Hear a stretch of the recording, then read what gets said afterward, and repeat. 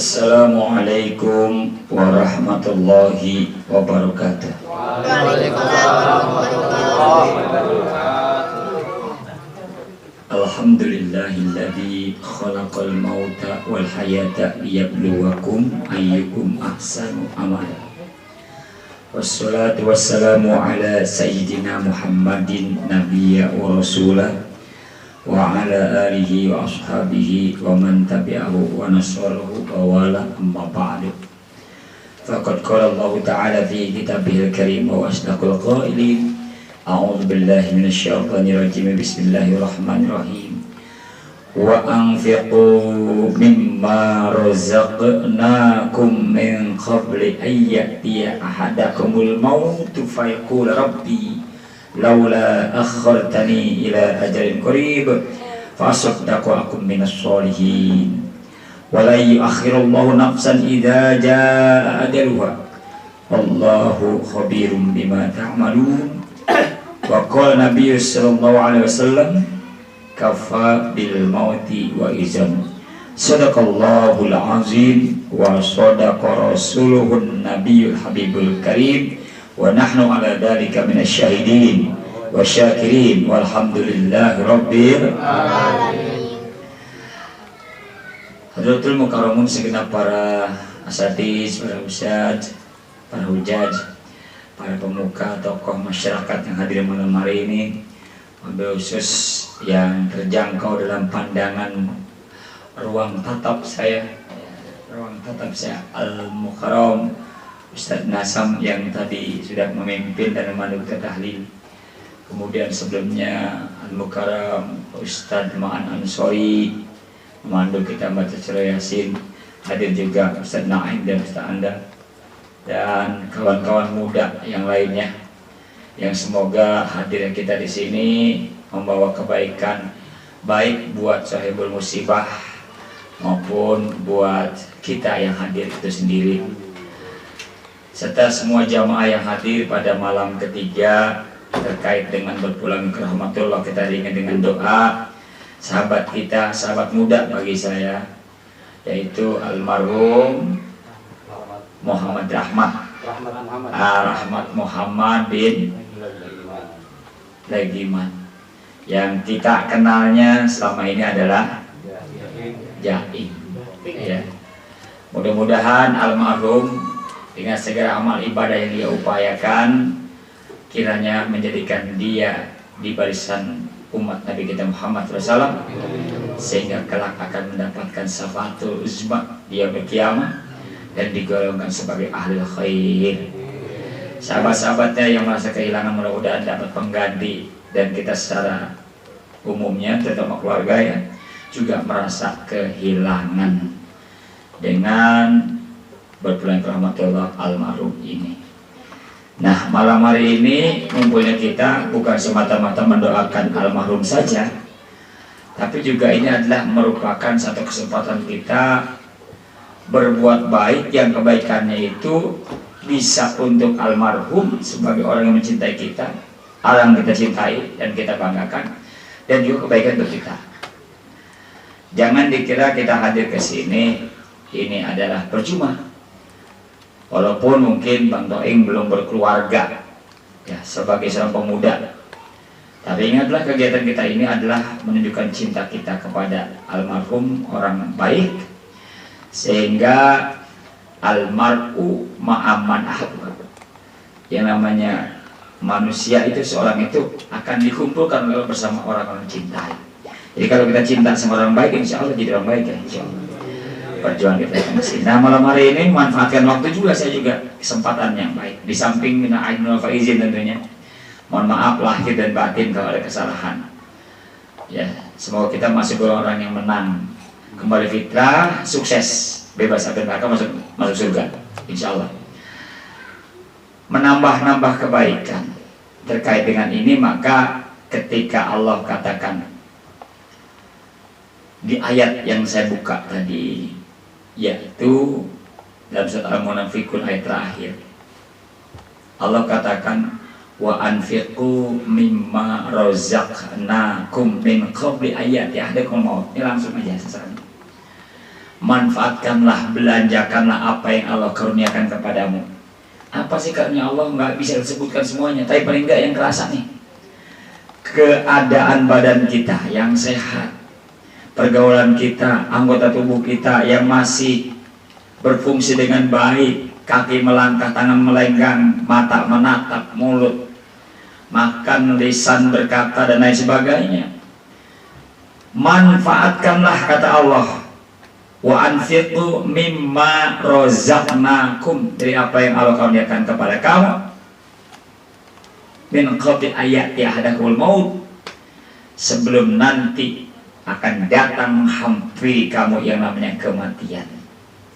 Jadi ayatnya jelas tuh, wa anfiqu mimma rozaqnakum min qabli, dari sebelum datang, ayat-ayat sebelum datang, yang datang malaikat maut menghampiri kita. Contohnya sahabat kita ini, Rahmat Muhammad almarhum. Belum lama kita masih menampakkan beliau secara lahiriah aktif. Bahkan kegiatan terakhir dalam kegiatan agama itu adalah menjadi bilalnya Ustadz Ma'an ketika kegiatan Idul Fitri di apa namanya itu? Palat. Itu hari berarti akhir Ramadan ya, awal Syawal. Ya kalau saya sendiri adalah pada tanggal 27 malam 27 itu salat tasbih di Masjid At-Taubah. Beliaulah yang jadi bilalnya.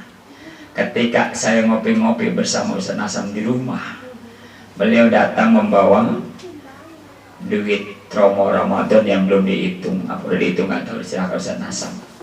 27 Ramadan masih tidak ada tanda-tanda. Ya Allah, tersentak saya mendapatkan kabar justru setelah 2 hari atau 3 hari Lebaran, setelah saya pulang kampung. Selamat jalan sahabatku, begitu. Hati saya baru kaget, ya Allah, itulah Jaim. Waktu itu Jaimnya, saya panggilnya. Saya tanya mulai semuanya supaya mantap nyebutnya. Saya tanya lagi, sudah berapa kali tanya saya. Entah kenapa tuh saya tanya. Nyata namanya sekarang ini saya baru tahu, namanya Rahmat Muhammad, orang baik. Jadi kalau udah kayak beliau, kita apa yang bisa kita kerjakan? Maka datangnya ke sini kita sudah mendapatkan suatu kebaikan, insya Allah. Ini bagian dari kegiatan masjid di bumi ini adalah masjid-masjid Allah. Artinya apa? Di mana kegiatan kebaikan, di situ ada masjid Allah. Maka mari kita lihat. Ya, walaupun tidak saya bahas secara rinci, ada 2 hadis Nabi kita Muhammad SAW yang keterkaitannya dengan beliau almarhum, kita cerita almarhum. Dalam sebuah riwayat, Allah berfirman dalam hadis qudsi yang kemudian disampaikan oleh lisan yang mulia Nabi kita Muhammad SAW. Jadi kalau hadis qudsi itu redaksinya dari Allah, penyampainya Nabi Muhammad. Kalau hadis nabawi adalah wahyu dari Allah, redaksi kalimatnya dari Rasulullah. Yang diskusi. Allah katakan, ahabbu salasan wa hubbi lisalasin asyad. Aku, kata Allah, sangat cinta kepada 3 golongan. Ada yang kita nih, kira golongan kita nih. Tapi aku lebih suka dan lebih cinta lagi pada 3 golongan lainnya. Jadi 1 golongan dicintai Allah, 3 golongan lain lebih dicintai. Mudah-mudahan kita masuk nih. Apa golongan pertama? Yang pertama adalah uhibbul ghaniyya sai wa hubbi fuqara'i sahi asyad. Yang pertama adalah Allah atau aku sangat suka kepada orang kaya, orang mampu yang murah hati, suka membantu, peduli kepada orang-orang yang tidak beruntung nasibnya di dunia. Ya rela membantu kepada orang-orang yang susah. Tuh, Allah sangat suka orang yang begitu. Kaya dalam arti ada sesuatu yang bisa diberikan, tidak harus berlimpah. Suka, Allah suka. Hubbi wa hubbi, dan aku lebih cinta lil fuqara'i sahi asyad, kepada orang miskin yang suka membantu.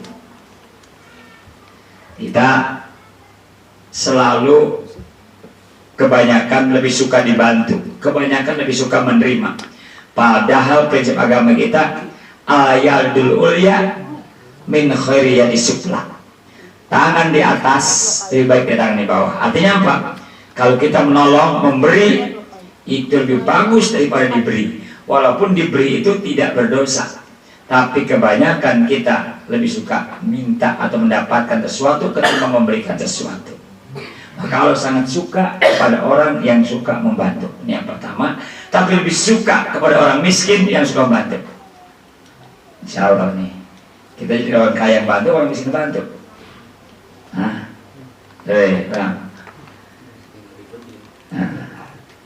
tuh. Jadi jangan ada alasan kita miskin gak bisa bantu orang, bisa. Yang kedua,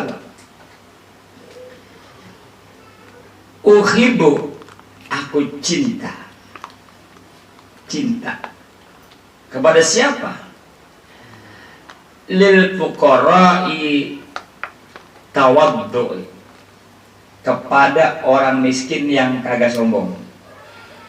Orang miskin yang tawadu, nggak sombong. Orang miskin tapi bersombong ya. Tapi cinta. Ini belum miskin sombong, hancur-hancuran. Iya. Wah hubbi, tapi aku lebih cinta kepada lil ghani tawaddu, kepada orang kaya yang enggak sombong, tawadu. Sama orang miskin, Allah cinta, lu enggak sombong. Tapi orang kaya yang enggak sombong, Allah lebih cinta. Dan kaitannya yang ketiga adalah uhibbu, aku sangat cinta kepada siapa? Kepada Syekh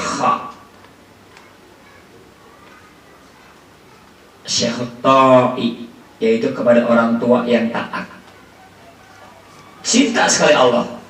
Bukan saya ke atas tua, Ustaz Ma'an belum, termasuk dah, anggap aja orang yang dewasa punya istri itu tua. Cinta kepada orang tua yang taat. Hubbi, tapi aku lebih cinta lisababi atau lisabi, kepada orang muda atau yang taat.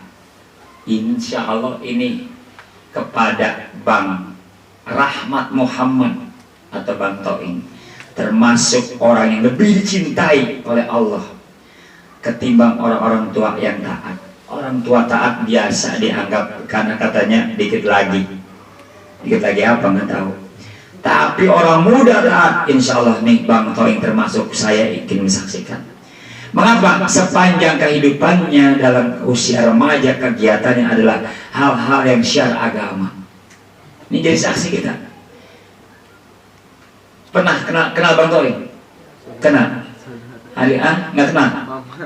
Paman. Siapa namanya ente? Herpan. Namanya Herpan. Kemana aja Bang Toing kalau malam tarawih? Ngelancong. Kemana? Ke masjid. Allah Akbar. Tuh, satu nih, dia lebih dicinta oleh Allah daripada orang tua yang taat kepada Allah. Anak muda yang taat kepada Allah. Makanya anak muda jangan pakai nungguin tua kalau mau taat. Ya, jangan nungguin tua. Ayo segera. Kenapa? Bang Toing aja nggak pakai tua dulu, dia harus berpulang ke rahmatullah. Dia untung boleh disedihin, tapi jangan terlalu. Karena apa? Karena Bang Toing jelas insya Allah lebih bahagia dia daripada di dunia ini. Di dunia mungkin banyak pikiran, di sana waduh, ciri anak muda yang disayangi Allah. Bahkan kalau kita merujuk lagi pada hadis lain, ada 7 golongan, sab'atun, ada 7. Yujillahumullahu ta'ala, yang mendapat payungan perlindungan Allah Ta'ala. Dijilihi dengan perlindungannya, yauma la zilla ila zillu, di suatu hari nanti nggak ada perlindungan kecuali lindungan Allah. Ada 7 golongan. Saya nggak sebutin 7-7-nya, kelamaan. 2 aja yang disebutkan. Yang pertama nih dari dua, tapi bukan pertama ini. Yang pertama itu imamun adil, pemerintah yang adil, Pak RT yang adil tuh. Itu mendapat perlindungan nanti dari Allah di saat gak ada perlindungan lagi. Tuh. Kalau pemimpin kemudian hanya ingin memperkaya diri sendiri, nyari untung buat diri sendiri, itu lawannya. Maka kalau dia pemimpin untuk menjadi pensejahtera warganya, itu namanya imam adil. Kita lihat ya, itu satu. Tapi kita kebetulan ngaji pemimpin formal, atau ada juga Pak RT di sini. Apa yang terkait dengan ini? Yaitu syabun, seorang pemuda fi ibadillah, taat kepada Allah dalam ibadah kepada Allah. Nih namanya Bang Toing, Bang Jaing, iya Bang Toing. Sabun nasa, yaitu pemuda yang selalu berusaha ibadatillah, ibadah kepada Allah. Insya Allah Bang Jaing atau Bang Rahmat kena situ, dapat perlindungan Allah nanti di saat gak ada lagi perlindungan. Pelengkapnya adalah ar-rajulun qalbuhu. Nah ini kita bisa semua. Ar-rajulun qalbuhu mu'allakun bil masajid, seorang laki-laki yang hatinya selalu terpaut dengan masjid, mikirin masjid. Ada yang mikirin masjid di kita? Ya masjid kan pengen mikirin gitu ya. Dipikir masjid itu bagaimana jamaah supaya nyaman, bagaimana, apakah dipikirin masjid. Hatinya terlalu, saking mikirin masjidnya, dipikirin dua masjidnya, datang ke masjid. Bahkan seorang yang ketika azan terdengar telinganya langsung, bukan azan pakai speaker, Allahu Akbar, terdengar langsung lewat suara asli, kemudian sholat didirikan di masjid itu di mana azan dikumandangkan, kita sholat di rumah, dalam keutamaan sholat itu dianggap belum sholat, tidak sholat ya. Dalam kita bahas dalam keutamaan sholat secara syariah bisa jadi sudah, tapi secara hakikat sholat kita sepertinya bukan, saya katakan tidak sah, keutamaan sangat kurang kalau kedengar azan dengan langsung. Kalau dengan speaker lain lagi ya. Kalau dengan speaker di mana-mana kita, wah mangga azan saya mau ke sono, panggil lagi Allah ke sono, bingung ya. Enggak. Artinya apa? Tanda-tanda kita orang yang berhasil ngisi Ramadan ada perubahan. Kalau kemarin mah kita rada melang datang ke masjid sebagai usaha yang sederhana dan gampang, nggak pakai bayar, asal mau bangun pagi aja atau mau bergerak langkah, mumpung seperti Bang Jaing ini, gantiin Bang Jaing, insya Allah. Ini penawaran dari Allah, bukan dari saya. Nanti tidak ada perlindungan dari Allah kecuali kepada 7 golongan ini. Coba siapa tadi antaranya? Anak muda yang taat kepada Allah, ibadah. Yang kedua adalah laki-laki yang hatinya terpaut dengan masjid. Ada lagi tuh imam yang adil. Ada lagi nih yang jarang terjadi. Kalau imam adil kan kita kadang-kadang harus jadi pemimpin dulu, kan nggak gampang. Karena menjadi anggota DPR itu nggak gampang. Tapi kalau ke masjid gampang nggak? Gampang. Jadi anak muda gampang atau gampang? Ada lagi nih, seseorang yang diajak begituan namanya, begituan apa namanya? Ya, diajak begituan oleh seorang wanita yang cantik dan bermartabat. Tapi nggak mau, ini ahulullah, saya takut sama Allah. Jadi ada orang laki-laki segar bugar sehat badannya, diawe sama cewek cakep wangi, udah kaya punya mobil, diajak kita sini dah Bang. Ada nggak yang ngajak begitu? Kan langka yang ngajak ya. Siapa ini diajak begitu? Terus saya nggak mau supaya saya dapat perlindungan dari Allah. Kagak ada yang ngajak, ada yang ngawin nenek-nenek. Kecuali kalau kita nge-grab lebih banyak memanggil. Itu. Jadi yang gampang-gampang aja. Nah, jadi kembali. Di sini Bang Jaing sudah dapat 2 poin, yaitu sebagai pemuda yang berperlindungan dari Allah. Kenapa? Karena dia sudah taat ketika masa usia muda, aktif syiar-syiar Islam. Yang kedua apa? Yang kedua tadi, lebih dicintai karena orang tua yang taat kepada Allah dicintai, tapi lebih cinta kepada orang muda yang taat kepada Allah. Karenanya dalam konteks seperti ini, sebagai penutup, ada hadis Nabi kita Muhammad SAW dari Ibnu Abbas radhiyallahu anhu, "Iktanim khamsan qabla khamsin." Jaga 5 perkara sebelum datang 5 perkara. Hayataka qabla mautik. Jaga hidupmu sebelum matimu. Manfaatkan kehidupan kita sebelum datang kematian kita. Di mana banyak yang bisa kita kerjakan di kala hidup, di kala mati udah gak ada apa-apanya. Wassehataka qabla sakomik. Jaga, manfaatkan sehatmu sebelum datang sakitmu. Wa farogoka qabla sublik. Dan jaga sempatmu sebelum nanti sempitmu. Ini Bang Jai udah sempit belum? Untuk ibadah udah sempit, udah gak bisa. Hidupnya udah gak ada, sehatnya udah gak ada. Wa sababaka qabla haromik. Jaga mudamu sebelum datang tuamu. Di usia muda bangun tahajud seger. Di usia tua kita makin apa? Makin lemah, batuk-batuk. Mumpung masih bangun seger. Nanti makin lama makin lemah. Jangan nunggu waktu tua. Ini jadi contoh pelajaran kafa bil mauti wa ijan. Cukup mati nasihat. Pulangin rahmatullah. Sudah kita ini pelajaran buat kita, ternyata nggak nunggu tua dulu. Wa ghinaka qabla faqrik. Manfaatkan kekayaanmu sebelum datang miskin dan bangsa kamu. Kaya, jangan bayangkan kita punya kontrakan banyak, punya duit banyak banget. Kalau kita sudah cukup makan, minum, berkendaraan, kebutuhan-kebutuhan yang sifatnya primer, maka itu masih ada lebihnya, itu kita kaya, kita bisa bersedekah membantu orang lain. Nah, jamaah sekalian ini bukan usul ta'ala. Kalau nanti kita sudah saatnya, kita katakan laula akhirtani ila ajalin qarib, ya Allah, ketika datang malaikat Israil datang memanggil kita, kita katakan ya Allah, bentar lagi tanggungnya Allah, tanggung, jangan, bentar, besok aja besok. Aku mau sedekah, aku yang soleh. Wala yu'akhirullahu nafsan idza jaa ajaluha. Enggak akan lagi diberi mundur dan tangguh orang yang sudah ajalnya datang. Innallaha khabirun bima ta'malun. Semuanya Allah itu tahu apa yang kamu kerjakan. Jadi ini semuanya yang namanya kerabat, saudara, andai tolan, boleh sedih.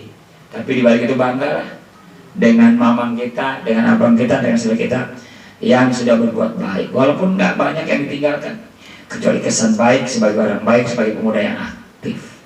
Mudah-mudahan bisa dilanjutkan oleh teman-teman muda lain dan yang tua juga, supaya dicintai Allah. Jangan sampai kita lepas daripada nilai-nilai agama kita. Sebab kalau udah begini nih, di mana orang datang ke rumah kita nggak bisa melayani lagi. Ya Allah, sedih. Coba kalau ada Bang Jaingnya nih, bilang banget ya kali. Oh, setelah datang kemarin, aduh Ustaz silakan minum, karena udah nggak ada. Ya kalau bisa kita saling terlalu dah. Ke rumah Ustaz Anda datang mumpung masih bisa ngulin air dewek. Ntar suatu ketika saya datang, Ustaz Andanya mana, udah nggak ada. Apa dibalik? Nggak tahu juga. Dibalik saya nggak bisa datang, nggak pernah datang lagi. Kenapa? Karena udah nggak ada. Mumpung masih pada ada, mari kita nikmati hidup ini. Pada keluarga, insya Allah kita doakan almarhum jadi orang yang ahli jannah, sehingga kelak nanti kalau bisa mah kita bisa diawe-awe oleh beliau, yaitu bisa dipanggil-panggil, ayo sini, tunjukkan cinta kita sebagai orang beriman. Terima kasih, saya turut berduka dan berdoa kepada anak muda ini. Sekali lagi, semoga Allah jadikan dia ahlul khair wa ahlul jannah. Kurang lebihnya mohon maaf, sampai kita ketemu lagi di lain kesempatan pada acara yang lebih baik dan lebih bahagia lagi. Akhirul kalam, wassalamualaikum warahmatullahi wabarakatuh.